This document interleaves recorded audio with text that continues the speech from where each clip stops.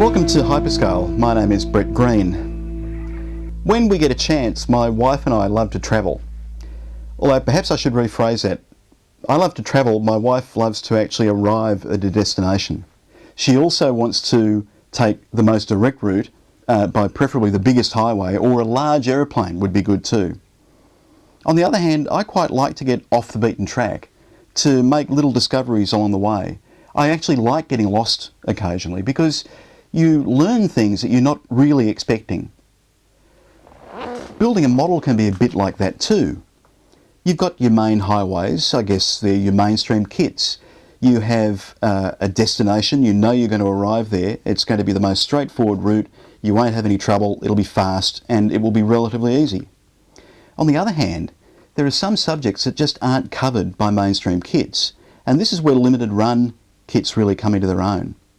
Now, limited run has really come a long way over the last few years. When you look in the box, you'd be hard pressed to tell that the plastic wasn't from a mainstream manufacturer a lot of the time. But it doesn't take you by the most direct route. You'll have a bit of flash, you'll have a bit of cleanup that you'll need to do, you'll need to test fit. So you'll have to take a few little detours here and there, and you might take some unexpected paths as well, but on the way you might just learn something. Tonight we're going to have a look at one of these limited run kits, and it's Czech Model's brand new 1/32 scale F-80C Shooting Star. The Lockheed P-80 Shooting Star was a real milestone aircraft. Although the Bell P-59 Air Comet preceded it as the first American jet fighter, the P-80 was actually the first operational fighter in United States service. Although it was well overshadowed by the reputations of the MiG-15 and the F-86, the P-80C Shooting Star had a very important role to play in Korea. And in fact, it flew more operational sorties than any other American aircraft over the Korean skies.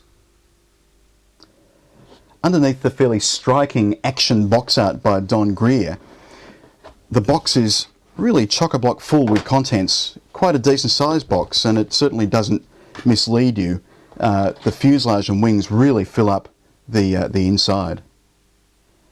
The kit comprises 78 pieces of shiny grey plastic, 12 pieces in clear plastic, 24 pieces of light cream coloured resin, and a fret of colour photo etch. The instructions are interesting. They come in a glossy booklet, and the construction diagrams are actually done in a CAD style, which works quite well, three-dimensional and clearly illustrated. Moving through the contents of the box, the first sprue that we find is the fuselage. Now, don't worry as well, each of these sprues were bagged separately, but I took the bags off so that they wouldn't get in the way of our movie magic. The surface detail is very crisp and quite fine, it's consistent.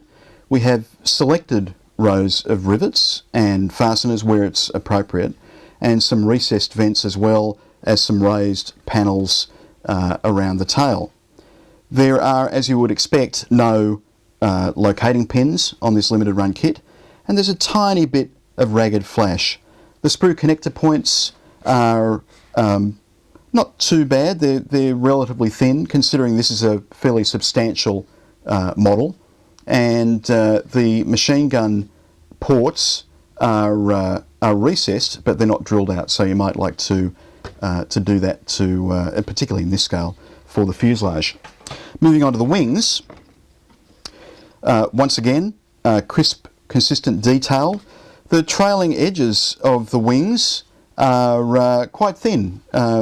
Maybe a little sanding might be called for. We have some ejector pin marks. You probably hear us or you read about ejector pin marks and you might wonder what they are. Well, this is it. They're raised marks on the surface of the plastic that are necessary in order for the manufacturing process to actually inject the plastic into the moulds. But when they're in locations like this, they could interfere with the fit, so you'll need to cut them off. The other thing that we see on the wings is a fair bit of flash in the wheel well opening. so we'll need to actually carve that away before we can assemble the wings. The detail inside the gear doors is very nice indeed. The next sprue covers the intake ducting, the intakes themselves, the tail planes, and they're all very well done too. Tail planes are in two pieces each, upper and lower halves. There are locating tabs for the tail planes into the fuselage, so that'll make life a little easier. We have here two styles of wingtip tanks. There's the standard Lockheed tank, which would be familiar to you through aircraft, World War II aircraft, similar to the tanks carried by the Lightning. But we also, and this is a 165-gallon tank, we also have the 265-gallon Misawa tanks that are available as well, and that's applicable to two of the marking options on this model. We have some ordnance here as well, some bombs, and some parts that are required for the ejector seat. Next come some plastic wheels. We have one style of plastic main wheel and tail wheel, but we also have resin wheels that are provided as well. And two styles of instrument panel, one with raised detail if for whatever reason you don't want to use the colour photo etch parts, and one blank, which will make it easier for you just to apply the colour photo etch parts without any problem. The cockpit tub is here. There is some sidewall detail. These early jets were relatively simple, but I'm sure that we'll find an aftermarket set will appear for this very quickly indeed. We come now to the clear parts. I didn't take this one out of its bag because I didn't want to scuff it. What we often find with bubble canopies is that because of the limitations of injection moulding, you wind up with a big seam down the middle of the bubble. But in this case, we have nothing. This is a beautifully clean canopy with no tidying up required at all. There's no seam line down the middle, nice and thin, free of distortion. It's one of the nicest 32nd scale canopies I've seen for a jet ever, in fact. The other clear parts include some optional parts for wingtips and also navigation lights. The colour photo etch mainly comprises the instrument panel, and it's beautifully done. It really is very nice indeed. Resin parts, the key feature here is the ejection seat, which is very nicely done with a real snake's pit of harness straps, and we also have two styles of main wheel and nose wheel, as well as some smaller detail parts for the cockpit and elsewhere. The final element of the kit is the decal sheet, and it's big. It pretty much covers the whole bottom of the box. 3 marking options, all Korean War. I would imagine that 80% of them are probably going to use the Dragon marking.